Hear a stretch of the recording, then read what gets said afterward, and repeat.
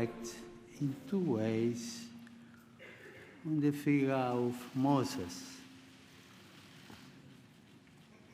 On the one hand, the patriarch and lawgiver of the people of Israel symbolizes the need of people to keep alive their sense of unity by means of just legislation.